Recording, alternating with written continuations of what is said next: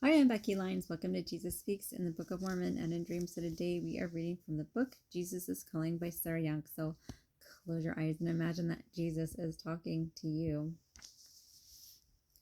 I am pleased with you, my child. Allow yourself to become fully aware of my pleasure shining down upon you. You don't have to perform well in order to receive my love for you.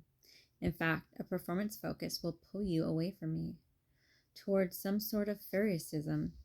This can be a subtle form of idolatry with you, worshiping your own good works. It can also be a source of deep discouragement when your works don't measure up to your expectations. Shift your focus from your performance to me and my radiant presence before you. The light of my love shines down on you continually, regardless of your feelings or your behaviors. Your responsibility is to be receptive to this unconditional love that I have for you.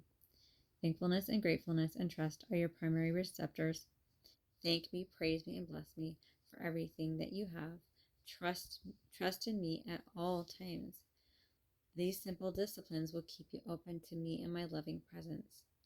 So Jesus is pleased with us. We don't have to do checking off all the lists for him to be pleased with us and for him to love us. He loves us no matter what. His love for us is unconditional. And so we need to let go of thinking that we have to perform whatever it is that we think we have to perform in order for Jesus to love us, and in order for Jesus to say, well done, thou good and faithful servant. So shift your focus from performing and shift your focus to Jesus. And then from our next book, When You Shall Receive These Things, The Daily Reflections of the Book of Mormon by Robert L. Millett.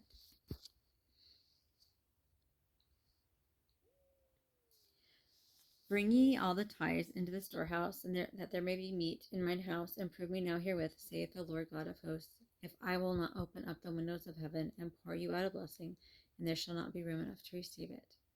3 Nephi 24:10.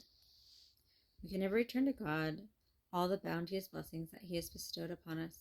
We owe so much more than we can ever repay, but we rob God if we withhold our tithes and offerings. So in that verse, he's not just talking about tithes and offerings. He's also talking about sacrifices. Somebody can pay all the tithes and offerings in the world, but if they don't live the laws in the temple and the law of sacrifice, law of consecration, law of the gospel, law of chastity, and all those laws and law of obedience, then, you got to think celestial, and you got to act celestial, and you got to do celestial. So if someone is like paying all their tithes and offerings, but they're not sacrificing and consecrating and living the law of the gospel, the law of obedience, and all those laws for the celestial kingdom, it doesn't matter. So when you read that in 3 Nephi 24:10, remember that it's not just speaking of tithes and offerings. Jesus Christ is speaking about our sacrifices and our consecration to him.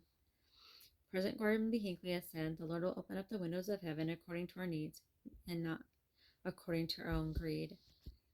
The basic purpose for tithing is to provide the church with the means needed to carry on his work. The blessing to the giver is an auxiliary return, and that blessing may not be always in the form of financial or material benefit. There are many ways in which the Lord can bless us beyond the riches of this world. Tithing is an outward manifest of our inward willingness to obey the Lord and sustain his church. We are to give honestly, generously, so that the work of the Lord can continue to roll forth on the earth. So bring all your sacrifices to the Lord.